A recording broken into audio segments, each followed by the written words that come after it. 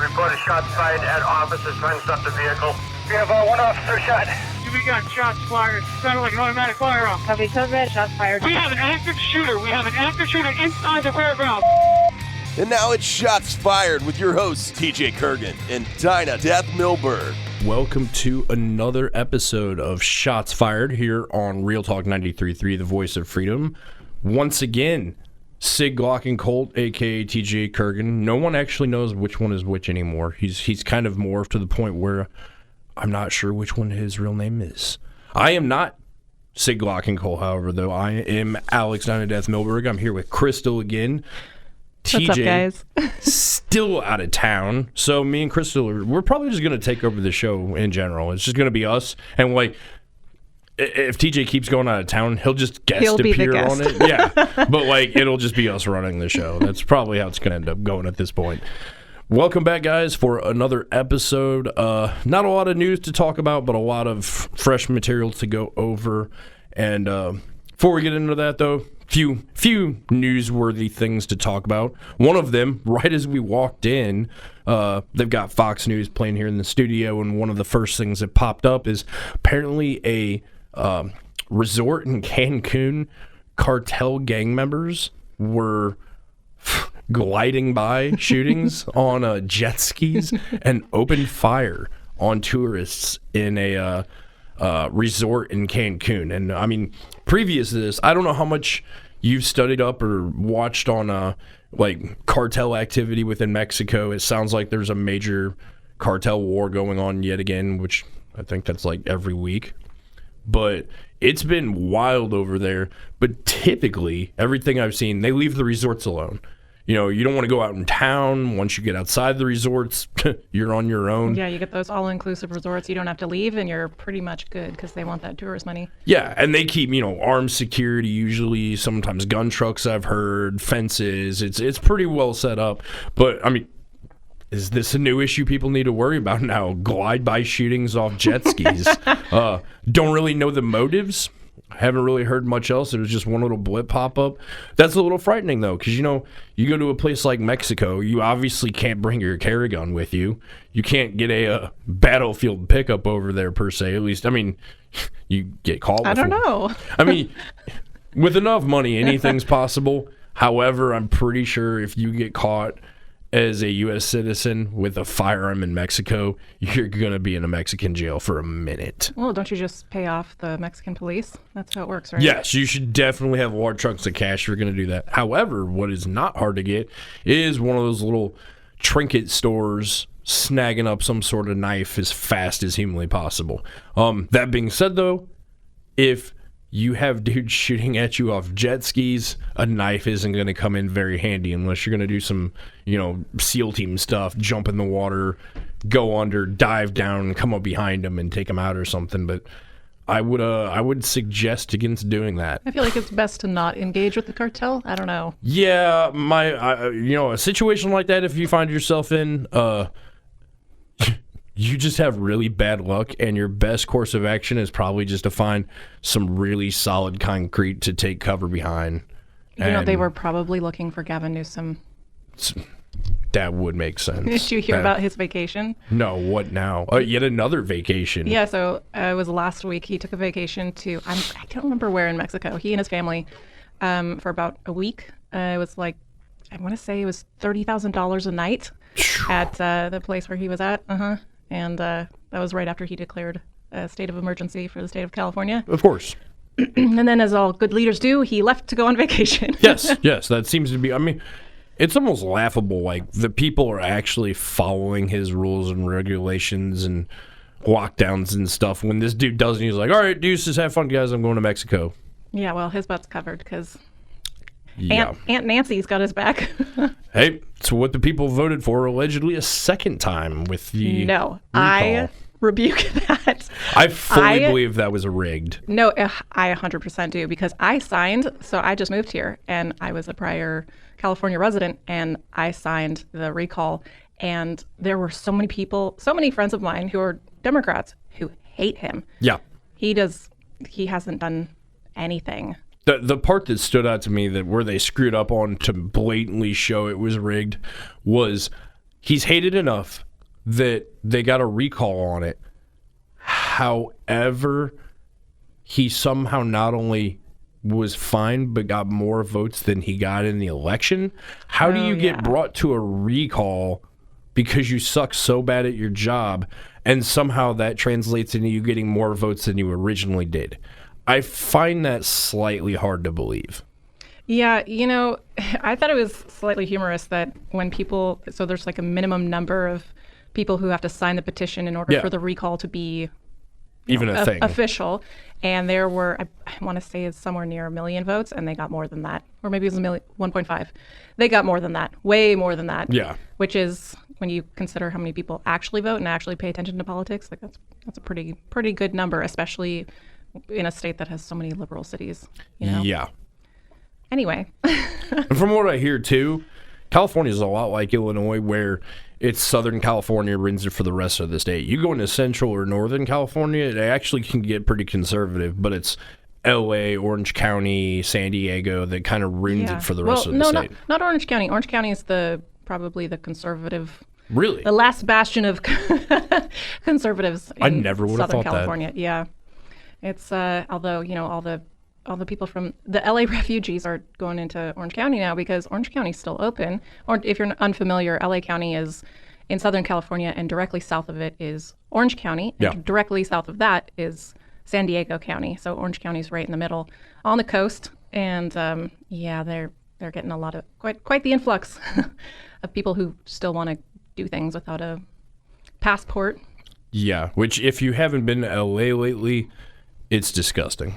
I don't know why you'd want to stay in LA. It is physically revolting how disgusting that city has gotten. It's pretty sad. I have a friend who absolutely refuses to get jabbed, and she got herself a fake card just so she could keep doing business. I like it. Pretty nuts. I don't know. I feel like when you get a fake card, you're kind of playing into the system a little bit. I can see that. Like, I'll play by your rules, but kind of. Like, on my level. It seems like avoidance, Yeah, rather than just straight up disobeying, saying no. Yeah, although I did see a map recently of the homicide records. Oh, actually, LA wasn't on there, which is really surprising. Yeah. I'm pretty sure it's pretty high. It's just not record-breaking high in terms of crime. So this map has 12 major cities that broke homicide records in 2021, and coming in number 1 is Austin, Texas. Not crime in general, homicide is up 175%. That's enormous. That's not a small increase. That's ridiculous. That's so sad. Yeah, Portland is up 100%. Rochester, New York, it's up 144%. I'm wondering if the statistics in Texas are up because it's so close to the border. Could be, but also Austin, out of all of Texas, Austin is known to be like the liberal haven of Texas. And just by going off some of the other places on that map you mentioned, there seems to be one common denominator. All of them are liberal-ran cities. What? No, that's a coincidence. That could be a coincidence. That's just too odd that something with soft liberal policies on crime and low bail and letting early release, letting people out for no reason, not imprisoning them, and somehow crime goes up. It's almost, I could be wrong, it almost seems like the two are related somehow. No. But there's no way. I'm definitely, just being paranoid. Definitely not. But I mean, again, this is why we're going to keep hammering, situational awareness, staying prepared, having the right gear, having the right equipment, having the right mindset, which, you can lack in the gear and equipment and have the right mindset, and that makes up for a lot. Won't make up for everything, but I would say having the correct mindset and being situationally aware is 99% of what you need. The firearm, the tools, the gear, the weapon, the knife, all of that is just extra, and that's that one little percent. But I would venture to say that, at least 98%, maybe even more, is just having the correct mindset and learning to be situationally aware. If you get into a situation, knowing how to try to get yourself out before it even happens or not even get in that situation, and reacting to it is kind of your last option. That can help for a lot. Because, as we are seeing, crime is skyrocketing, and we're only into not even the first full year of Biden's term. As inflation rises, as job rates keep going down, people lose their jobs, et cetera, more lockdowns are inevitable, which more businesses are going to go under. As people are losing their job because they're refusing to comply with vaccine mandates, people are going to keep getting desperate, and I don't see a slowdown in crime happening anytime soon at all. Right. And, well, for example, in the city of Austin, the city council had also voted to defund the police by $150 million. So that might have a little something to do with it. I say let them completely defund the police, see how that works out for you.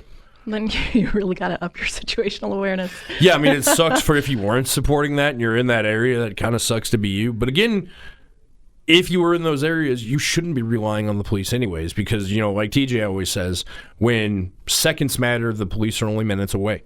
Right. They're going to show up after the fact. They're going to show up to try to solve the crime, figure out what happened. But ultimately, you're going to have to be the one to react. You're going to have to be the one in charge of your own. I watched too many Pat McNamara videos. If you haven't watched Pat McNamara or who he is, check T-Mac Inc. out on Instagram. Look up Pat McNamara. He's an amazing guy. One of the things he teaches is be your own personal security. And he's a former CAG or Delta Force operator, very old school guy.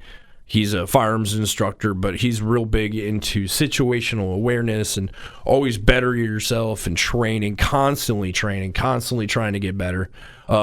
Lots of great tips coming from him, and that's one of the things he would really harp on is be your own personal security, be your own personal protection, because you don't want to have to rely on someone else. You want to be able to rely on yourself, and the cops are there to clean up the mess afterwards. And it's a good mindset to have. And, I mean, again, I'm going to keep preaching this, and so's TJ, and we're going to keep hitting it over and over and over again until you're sick of hearing it. This is not going to get better anytime soon. Things are going to keep getting worse. We live in interesting times where bad things happen, and there's no lack of bad people who want to do them. And in a day and age where they're being emboldened and defending yourself is being frowned upon, and people are laxing up on crime, you see all the smash and grabs in California going on right now. Yeah. It's insane. I mean, they're not even waiting till night anymore. Broad daylight. You'll see guys go in, 20, 30 dudes smash up a store and empty the place out. And I mean, what do you do when you're caught up in that? There's so many different situations now. There's a whole bunch. You're mentioning they've been emboldened. There's a whole bunch of videos of people who are sitting like at restaurants on the front sidewalk and being robbed. Yeah. Like that's happening in crazy high numbers in the nice neighborhoods of LA. There's some kind of scary videos. Like there's one of a woman who's pushing a stroller up her driveway, and she's just about to close the gate. She's got a little gated area. Transitional period. Yep. And some guys are walking by, and then they stop, turn around, and they follow her up there, and they take her stuff. Luckily, they didn't do anything to her or her baby, but that... You never know, though. And that's what's terrifying about it is, too many people think, oh, I live in a nice area. That sort of thing doesn't happen here. People think, that happens. Oh, it happens in the rougher areas of St. Louis, or, out in some of the rougher country areas, you might get that. But, that doesn't happen here. That doesn't happen here in Chesterfield. This doesn't happen here in, Ladue, O'Fallon, Wentzville, whatever. It happens everywhere. You may not hear about it as much, but it happens everywhere. There are bad people everywhere you go. And guess what? Those bad people aren't always stupid. Sometimes they most definitely are, but sometimes they're smart criminals. And they know, I'm not going to go do crime in my own neighborhood. I'm going to go to the nicer areas. I'm going to go carjack somebody in Chesterfield. I'm going to go do a home invasion in O'Fallon or Wentzville, where I know there's money and they're going to have nice stuff. I mean, sometimes you maybe should stop and think like a bad guy. Is this a situation that, what is my soft point right now? Am I a hard target or a soft target? And I don't know if we've gone over that, and that's kind of not the direction I was thinking of going today, but that's something we can add is, there's a difference between a soft target and a hard target. And hard target it's just that. It's you taking steps, being proactive, It can be as simple as sitting at a point in a restaurant where you have a clear advantage of the entire restaurant. You know where all the exits and egresses are, all the entrances. You watch everyone who comes in. You watch people's hands, and you're aware of what's going on. You have made yourself a hard target. You're hard to take advantage of. But someone who is sitting outside at outside dining on the boardwalk with their back to the street and their purse sitting on the ground next to them or behind them, that's a soft target. I'm going to lean over that rail that's 2 feet tall and doesn't really do anything, snag your purse and run. Or, it's in your lap. I'm going to reach around. I'm going to grab you by your hair, yank you down, and when you fall back, I'm going to snag your purse and run. You're a soft target. And, I'm not going to go into every single scenario of soft target versus hard target, but think, when you're doing something in public, am I a hard target right now? Am I making myself very approachable to do something bad to, or am I making myself very difficult to commit crime to? And just try to think like that. I was going to say, as a woman, I feel like you kind of automatically are a soft target. You definitely have to try harder. Especially if you're alone. Yeah. A friend of mine was walking her dog. She has a pit bull. It's a big dog. She was walking her pit bull, and a guy came up and demanded.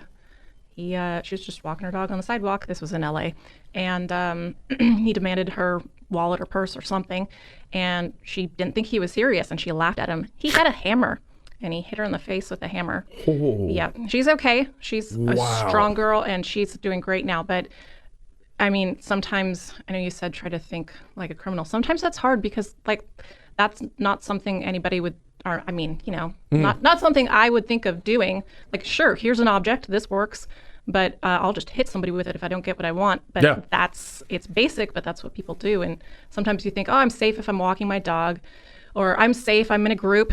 A group's better, but I feel like you're just automatically a target as a woman, especially if you're by yourself. Or if you're distracted with your kids, that's huge. You were talking about, what was the wording you used for transitional space? Yeah, transitional spaces. That's pretty much like every parking lot ever for a woman with her kids. Yes. And we'll take a break right now. We'll come back and talk more about that because that's an important thing. There's lots to talk about there. Got to pay the bills real quick, and we'll be right back. Am I the only one? And we are back after that quick break. You are listening to Shots Fired on Real Talk 93.3, the voice of freedom. And we were talking about being a hard target versus soft target in transitional spaces especially. And you hit the nail on the head. You're already usually assessed as a soft target as a female. Mm-hmm. Not to mention, too, for me, I learned to try to think like a bad guy. And females with kids would be some of the easiest targets out there. Now, default, women are way more likely to be much more ferocious and put up a fight when their kids are involved. Oh, I agree 100%. 100%. So there is that to take into consideration. That being said, women with kids are also preoccupied with their children. If I was a bad guy, and I'm going to tell people this so they're listening and know, if there is any time to really watch yourself, in my mind, this is one of the most important ones where you are the softest target. When you are a female and you are grocery shopping or any type of shopping and you are trying to get your kid in the vehicle or get whatever you purchase, get your stuff into your vehicle, that is a transitional space where you're going in and out of your vehicle. You are not paying remote attention to what's around you. You're usually having to deal with your kid fighting you, getting buckled in their car seat or in the seat, and you're trying to put stuff away at the same time while you're trying to hold your cart from rolling down the aisle all at the same time, and now you're supposed to watch what's going on around you. I feel that. Yeah, as I'm sure most parents would. I don't have one correct answer in this situation. In my mind, what would make the most sense, step one would be to get your child in the vehicle. Then it's easier to put everything away. You're right there by the vehicle. One thing I will say, do not go start the vehicle first, let the vehicle run, and then put your kid in there, because someone's going to run up and you have that chance of them snagging your vehicle with your kid in and taking off. Right. Try to get your kids, I know, easier said than done. I have an almost 4-year-old. I know he's usually good with it, but I know it can be a pain. Get them to comply with you and try to make it as smooth as possible, getting them in their car seat. take a glance around. Look around. Are you in a good spot? Are you in a well-lit area? Try to make a habit of parking next to parking lot lamps, stuff like that, and closer to the front, especially if you have a kid where things are a little bit more visible. Look around you before you put them in. Just take a quick glance over your left, over your right. See what's going on around you. Sometimes you can catch somebody right then and there, because if that's where you're going to get jumped, that's going to be the time. Especially if there's a sketchy-looking car right next to yours. Exactly. Like those sliding van doors, they can just pop right out. I hate those, even to this day, just because some of the scenario-based training I see, I'm like, no, not today, man. Yeah, it's definitely easier when you have a kid in a car seat that's not, babies are supposed to be rear-facing. If you have a kid in a car seat that's facing forward, you can at least have your back to the door while you're kind of angling yourself. So you still have somewhat, at least in your peripheral vision, the direction somebody might come. But I always put my kid in the car first, and then I close the door, and then I open the back door, and then I lock all the doors. Yes. And then I put my groceries in, and I'm one of the people, you guys can kill me. I don't put my grocery cart back because I don't want to leave my kid alone in the car. I don't. That makes sense. Even if the door's locked, I don't care. You can label me an a-hole. I've never, since I've had a kid, I've never, unless she's with me, I've never walked it back because I don't want to leave her alone. I mean, it happens in seconds, whatever, if it's the vehicle being stolen or her being stolen or, it's just not worth it to me. No, and that is an excellent point to bring up to the mothers out there. And there you go, guys. That's one where, you know what, trying to figure out what word I can actually use on air. Is that maybe the not a nice person move to leave your cart? Who really cares? In the end, there's someone whose job is, and just think of his job security for the cart guy. That he's got one extra cart to go pick up. And you know what? If it comes down to leaving your cart and inconveniencing someone by having a cart sitting in the parking lot, but you're protecting yourself and your child, I'd say that's a fair trade-off. And I mean, again, that is a time where doing things like that, you take a time where you are normally a soft target and you have now made yourself a hard target. As you're putting your groceries away in your trunk, always take a couple glances around. Also, this is a time you can use the windows in your car to watch for reflections. I don't know how many times where I've been in a compromising-ish position and I know it, but I want to know what's going on behind me. I'll glance at the glass. You're walking around and you ever get that weird feeling like someone's walking a little close behind you or following you possibly? Walk by and you can watch windows, glass, car windows, windshields, whatever. Catch reflections. Watch what people are doing. It's amazing if you start catching reflections and using glass and mirrors to your advantage. Store windows, car windows, all that stuff. You can see a lot of what's going on behind you at almost any given time and not even scream that you're assessing the situation looking around. Windows and mirrors are your friends. Use that to track what's behind you. I don't know how to explain it other than if something odd is going to happen, most chances are you get that sixth sense, that weird feel on the back of your neck. You can usually sense it. Somebody's doing something bad stands out for the most part. Not every time, but it'll stand out. Something will seem off. Usually if somebody's about to do something like that, their posture has changed. They're tense as well. They know they're about to do something risky that they can get them in trouble and that might go bad. So they're tense. Their posture, their body language, all that has changed typically. You can't rely on that. But, look for the person who stands out, who looks awkward or uncomfortable and out of the norm with everybody else. There's someone in your parking lot and everybody's ignoring you and you get that one person who keeps eyeballing you. It's either the dude you knew from high school or something who's trying to see if they recognize you, or somebody's up to no good. And I always like making people uncomfortable with eye contact, too, in random places for the fact that, yeah, I see you. What's up? Oh, you mean addressing people? Yeah. Right. Yeah, no, I do the exact same thing. I don't like to verbally because I've had it go weird numerous times. So I'll use eye contact. And it's amazing how many people are uncomfortable these days with eye contact, too. No, that's a really good one because the I see you seeing me Yep. is a good, hey, I'm aware that you're there. Even if it's I see you. And yeah. I don't know that I'm going to stop anything, but I see you. I know what you look like, so I can give a description. And sometimes that's all it takes. Mm-hmm. We got to take another break, guys. We will be back after this short break. We're going to talk about bullets and ammunition things. Take it easy. Making my way through the land of the lost. We are back Hope you guys are having a nice Saturday. You are listening to Shots Fired on Real Talk 93.3.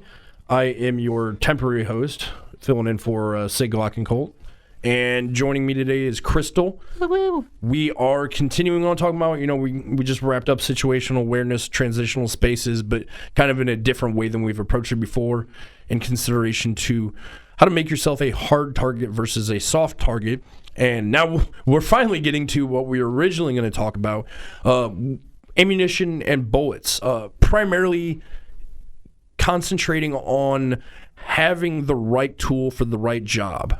There is, if you're not aware, if you are a new shooter, not a shooter at all, but wanting to get into it, or have been for a while, but really haven't dove into ballistics and different types of rounds, just like any tool, which a firearm is a tool, and it is for multiple different jobs, there is different ammunition for different jobs. And it is imperative, and in my mind, very much skipped over something huge. If you have the wrong type of ammunition in your home defense gun, in your conceal and carry gun, there's a thing called overpenetration. Overpenetration is just that. When the round is not properly suited for what you're doing, and it goes through the target of what you're shooting and continues on.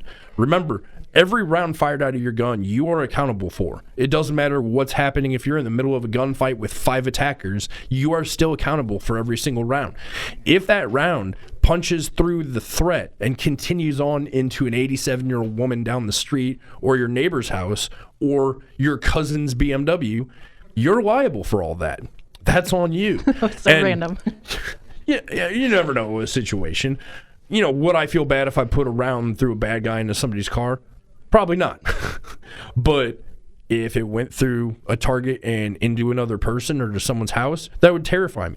And that is why it is so important, especially in your carry gun and your home defense guns, to be educated on the proper uses of what ammo does what, and having the right ammunition, because it is important. Because when I worked retail at TacticalSht.Official, which if you guys are just tuning in, that's where we're from, is myself and Sig Glock and Colt run the TacticalSht.Official over in St. Peter's, as well as the website where we have all of your tactical shooting needs. And that's one of the things we've concentrated a lot on and learned a lot on, is ballistics and having the right tool and right ammunition for the right job. And one thing I would see on the retail floor is the amount of people in their carry gun who would have FMJ, full metal jacketed ammunition. Fantastic, cheap training rounds, and that's the problem, is people get it because it's cheaper. Granted, right now, none of it's cheap, but, it's generally $15 to $18 for a box of 50, whereas defense ammunition is typically $20 to $30 for a box of 20 or 25. It is triple, quadruple the price of training ammo.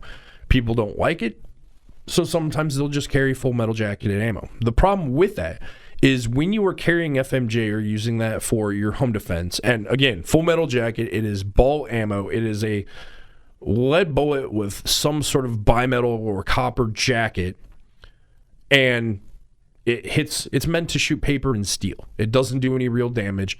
If you shoot soft tissue or a threat with it, it is generally known to just go in and out. Minimal wound, doesn't really do much, doesn't create a wound channel, doesn't fragment, doesn't come apart. It goes in and out. That's all it was ever meant to do. Problem being with that is the out part. It goes in, it does not destroy anything, it does not do much damage at all, but it keeps going. It will keep going through walls. It will go through car doors. It will then go into something else. Once that round goes through your target, you are still responsible for it. And the last thing you want to do is be carrying full metal jacket or FMJ in your carry gun and your home defense gun, get into a shooting situation, and your round went through the threat and into the person behind them, into the cashier at that bank that's being robbed, or there's an active shooter, you've engaged the threat, but it went through the threat and into the lady at the grocery store or the mall or wherever you're at. Or, God forbid, you're in a home defense situation, guy comes in with a weapon, he's robbing your house, he's, stealing stuff in the middle of the night. You confront him, he comes at you, you engage. And again, we've talked about knowing your house, having a plan, et cetera, but sometimes at 3 o'clock in the morning, you don't think straight. You just engage the target, good rounds on target, but you were using FMJ, rounds went through the threat and into your kid's bedroom or into your neighbor's house. That is not a risk you want to take. That is not a thing you want to have happen. So what do you do then? Now you know, don't use FMJ. That's where things like we sell Fort Scott. They're copper spun bullets. They're specifically made to work just like match ammunition. They're extremely accurate. But as soon as they hit soft tissue, they begin to tumble end over end. They bounce around, go a billion different directions, and tear everything to shreds. They also do that as soon as they hit something hard, is they start going crazy. It dumps its energy, it redirects to a different route, and it stops. So generally, if you're shooting soft tissue, it's going to stay in the body, or if it exits, it's going to exit with not much energy left in it. So when people say you want something with stopping power, as it relates to not the type of gun, but the type of bullet, yeah, is this a good option? For the most part, stopping power is a myth. That's somehow translated into you need the biggest bullet possible, and that's why I carry a 45, is because of the stopping power. Stopping power is a myth. It's basics physics. It's energy transference. You want to transfer the most energy into the target as effectively as possible. You want to create the most devastating wind channel. Yes, I know that 9mm, which is, I think, 0.38 or 0.37, is smaller than a 45 ACP, which is 0.45 in diameter. However, though, there is a higher muzzle velocity. There is usually 115 grain or 124 grain. There is still a high transference of energy, but I also like mag capacity because, as we've talked about, more often than not, criminals act in pairs or multiples.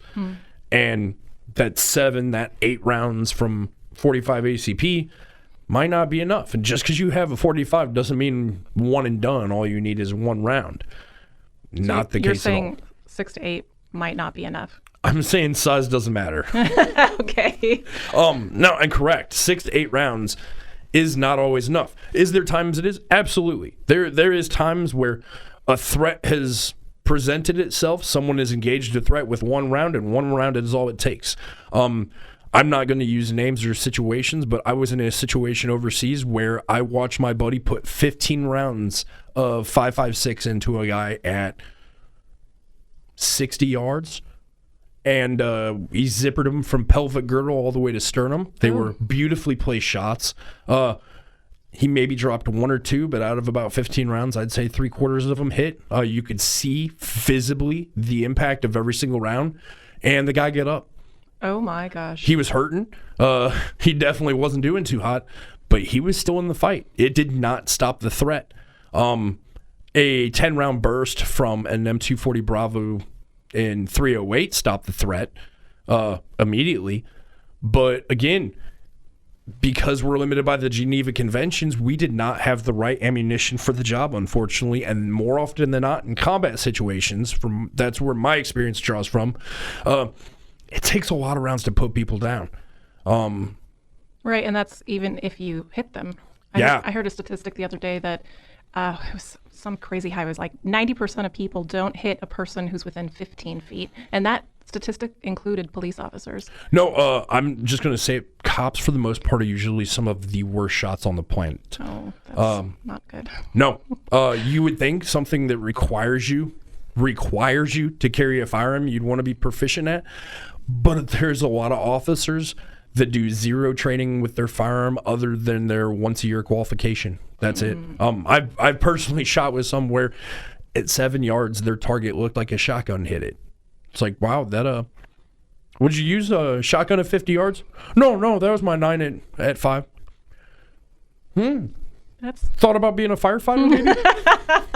And I mean, it is what it is. And again, having the right tools for the job. In a combat situation, being stuck with ball 55 grain 5.56, or even worse, M855, which is a light armor penetrator. Everybody says it's armor piercing. M855, or quote-unquote green tip ammo, is not armor piercing. It's a light armor piercing. It's made to do thin-skinned vehicles, stuff like that, or defeat body armor. It is not a true armor piercing. I don't know the exact nomenclature because it's been a minute, but usually armor piercing 5.56 is black tip, and is almost impossible to get. That is the true armor piercing. Is this, and where does hollow point fit into this realm?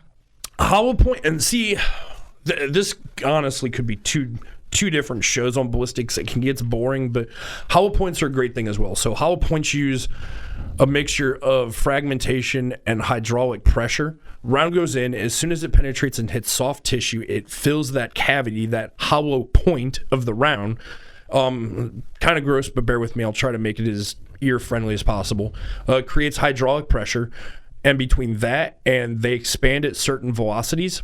So when it hits its target, that round comes apart. It expands. It usually doubles in size, and it starts to tear itself apart. It usually comes in like leaf pattern, and it rips up, or petals, and it tears everything to shreds. It causes a devastating wound channel, and goes in a very small hole, leaves a very big hole, and takes as much inside out as possible.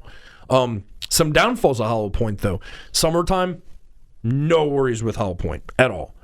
Wintertime, there was an issue in New York a few years back where there was a criminal. He presented a weapon. Police engaged him with 9mm hollow points, fired 18 rounds.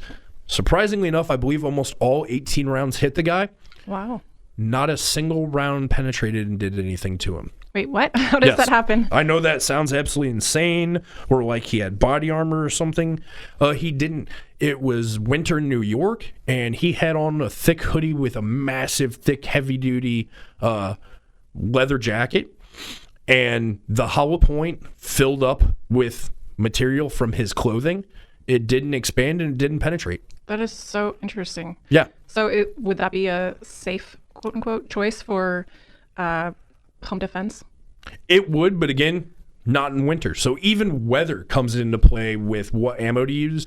Hornady Critical Duty, Critical Defense, and some of the XTP series, and a lot of companies are doing this where they will put a polymer ball inside the hollow point or a polymer tip, so it gets through and it penetrates and then blows out as soon as it hits soft tissue and lets the hollow point do its job.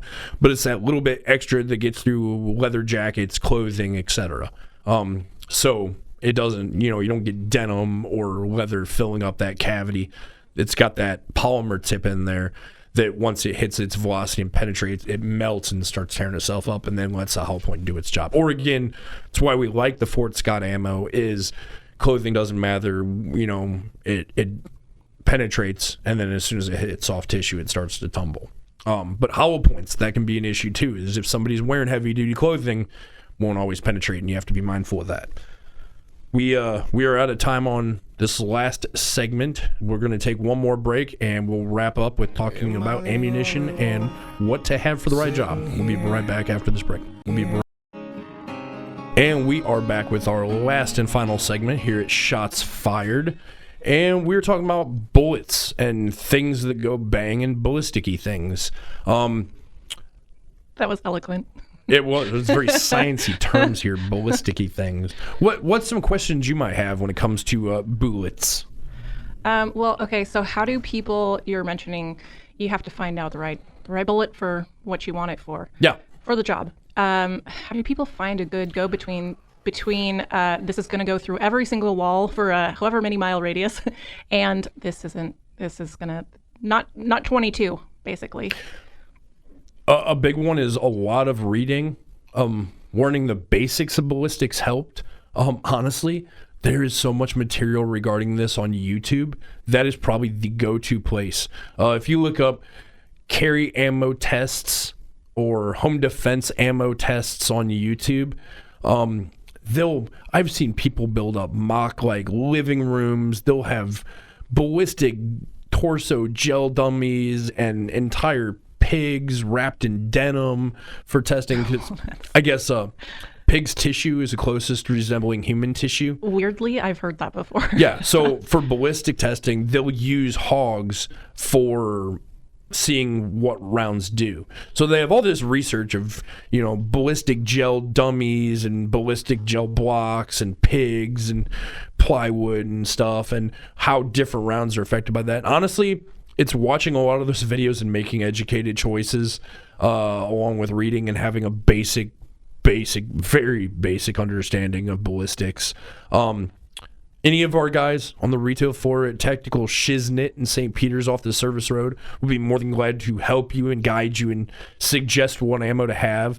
But, I mean, for anybody who's hunters out there, you know that you don't use, I would hope, your standard practice ammo for hunting. And just like hunting ammo is different from regular training ammo, so is defense ammo. Home defense and conceal and carry ammo can be similar or mixed. My only hesitations with that is, you have a bigger risk and worry of over-penetration, especially, some subdivisions houses these days, you can touch your house and not even reach all the way out to touch your neighbor's house. So, I mean, over-penetration is a major issue. It should be outside in the real world for your everyday carry as well, because there's rarely anywhere I go where there's not people in every direction. But I feel like you have a little bit more flexibility to get away, whereas if you're in your home, I am more likely to stay and fight in my home, obviously, than I would out in public. My main concern out in public if something happens is how fast can I get out of there. I am not going to stick around and get into a gun battle. The only time I would ever use my firearm in a CCW situation would be if that was the only way I or my family was going to come out alive. That is it. That is the last thing. I would go hands-on first, a knife, something. Firing my weapon is literally, I have no other choice. That's it. If I'm in my house, that jumps up a few things. I'm not going to engage someone with my hands in my house. You are in my house. You are in my domain. You are in my world. You are in my private area where I house my family. And if you step in that, there is no escalation of force. I'm going straight to stop the threat and get you out of there, and that's it. And because almost everyone, if you're out in the country, you're kind of lucky there and you don't have to worry about neighbors, but almost everybody has to worry about neighbors. And over-penetration is a real issue there as well. I know TJ used to like to say, I just talked to him about this morning on the phone. He always liked to say, use a pistol caliber carbine type setup because they're so easy to manipulate, low recoil, they're great for home defense. He just got done doing some of the same training I did a few weeks ago with Daniel Horner, a world-renowned shooter and Special Forces firearms instructor, and he argued against it, that a 9mm carbine, because the high velocity, because the way the 9mm works, is more likely to have over-penetration than, say, an AR-15. And I know there's a lot of old-fashioned people out there who are like, oh my God, you are really talking about using an AR-15 for home defense. I am. There's a reason that the military and special forces uses ARs and short-barrel rifles for CQB, because they're great at it. And with the right ammunition, an AR can be an excellent home defense setup. What is CQB? Close quarters combat, sorry. So a little more of my background. I try not to go into it too much because it, in my mind, doesn't matter all that much. The last year I was in the Marine Corps, I was an urban warfare CQB instructor. I taught about 8,000 different Marines and sailors CQB tactics and urban warfare, room clearing, personnel searches, vehicle searches. That's kind of my passion, is room clearing, taking down buildings. So home defense translates directly to that. If we want to get into a whole episode of pieing off rooms and how to properly breach doors and go in, yes, please. I get very excited over that. Very, very passionate about that. But rounds are important with that too. Rounds do weird things inside houses and inside buildings. Rounds will travel walls. Concrete walls, they'll follow. You want to stay off walls. Walls are bad. Bullets will skip down walls. Walls are your enemy.